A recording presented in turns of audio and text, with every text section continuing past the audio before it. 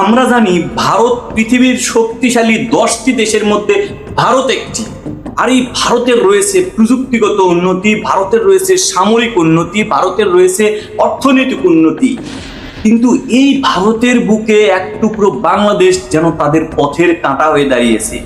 বর্তমান প্রেক্ষাপটে দেখা যাচ্ছে ভারতের সবচেয়ে বড় কাঁটা হয়ে দাঁড়িয়েছে বাংলাদেশ। ভারত আর বাংলাদেশের মধ্যে বর্তমান প্রেক্ষাপটে যে শত্রুতার সৃষ্টি হয়েছে, যদি ভারত বাংলাদেশকে আক্রমণ করে, যদি বাংলাদেশের উপর ড্রোন হামলা চালায়, তাহলে বাংলাদেশের মানুষের ভাগ্যে কি রয়েছে, বাংলাদেশেরই ভাগ্যে বা কি রয়েছে, আর এই বাংলাদেশের শেষ পরিণতি কোথায় গিয়ে দাঁড়াবে, এই প্রশ্ন কি আসে না? অবশ্যই বর্তমান প্রেক্ষাপটে আমাদের মনে একটা প্রশ্ন উঠে আসে, যদি বাংলাদেশের উপর ভারত সত্যি আক্রমণ চালায়, যদি বাংলাদেশের দখলদারিত্ব ভারত নিতে চায়, তাহলে বাংলাদেশের কি হবে? পৃথিবীর এই 10টি শক্তিশালী দেশের মধ্যে ভারত রয়েছে যাদের যুদ্ধ করার পূর্ণ শক্তি রয়েছে। আর যাদের কাছে এই বাংলাদেশ তুচ্ছ, তারা কেন বাংলাদেশে এখনো আক্রমণ করতেছে না? তাদের পথের কাঁটা কেন সরাচ্ছে না? তারা কেন চুপচাপ সবকিছু সহ্য করে যাচ্ছে? এই প্রশ্নেরই উত্তর যখন আমাদের কাছে আসে, যখন আমাদের মনে এই প্রশ্ন জাগে, তার বিশ্লেষণ বা কি দাঁড়ায়? ভারত বাংলাদেশের উপর আক্রমণ না করার প্রধান কারণ হচ্ছে বাংলাদেশ মুসলিম প্রধান দেশ। এই দেশে 20 কোটিরও বেশি মুসলমান বসবাস করে। ভারত কখনোই চাইবে না যে তাদের দেশে, তারা দখল নেওয়ার পর তাদের দেশে মুসলমান এত বেশি হয়ে যাবে। ভারতে 120 কোটি জনগণের মধ্যে মাত্র 20 কোটি মুসলমানের মতো রয়েছে, আর 100 কোটি হিন্দু রয়েছে। ভারত তো কখনোই চাইবে না যে বাংলাদেশ দখল করে আরো 20 কোটি মুসলমান তাদের মধ্যে নেওয়া। তাহলে ভারতের জনগণ 140 কোটি দাঁড়াবে, তার মধ্যে 40 কোটি মুসলমান হয়ে যাবে। তাহলে তো তাদের প্রতিপক্ষ তৈরি হবে। তখন দেখা যাবে আজ থেকে 10, 20 বা 30 বছর পর মুসলমান আর হিন্দু এদের মধ্যে একটা গৃহযুদ্ধ লাগতে পারে। আর এই গৃহযুদ্ধে দেখা যাবে হিন্দুত্ববাদীর অস্তিত্ব বিলীন হতে পারে।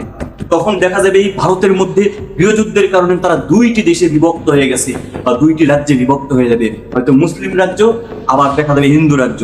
তখন তারা কি ভাবতে পারছেন? তারা কখনো চাইবে যে বাংলাদেশের মতো এত 20 কোটি মুসলমান তাদের মধ্যে ঢুকে নেবে?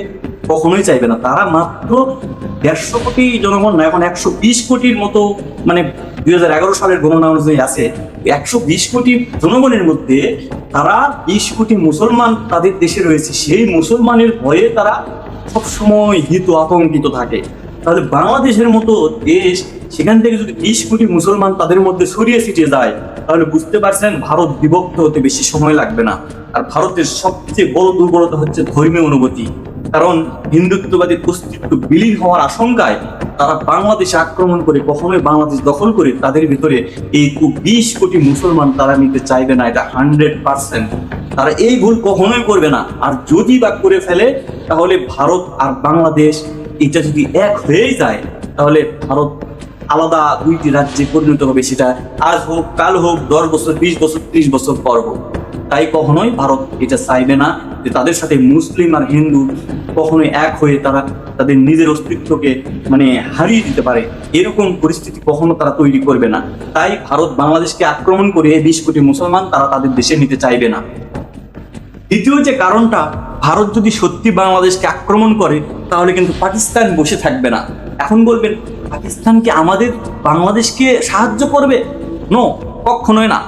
পাকিস্তান তখন সুযোগ সন্ধানী হয়ে তাদের যে কাশ্মীর ইস্যু চলতেছে, তখন তারা কাশ্মীরে আক্রমণ করে কাশ্মীর নিজের দখলদারিত্বে নেওয়ার চেষ্টা করবে। আবার ওইদিকে চীন কিন্তু বসে থাকবে না। চীন তাই বলে আমাদের কিন্তু সাহায্য করবে না। তারাও সুযোগ সন্ধানী এই ইস্যুকে কাজে লাগিয়ে তারা যে ভারতের অরুণাচল দখল করার চেষ্টা করতেছে, এটা তারা দখল করে নেবে। অরুণাচল চীন মুহূর্তের মধ্যে দখল করে নেবে যদি বাংলাদেশকে ভারত আক্রমণ করে।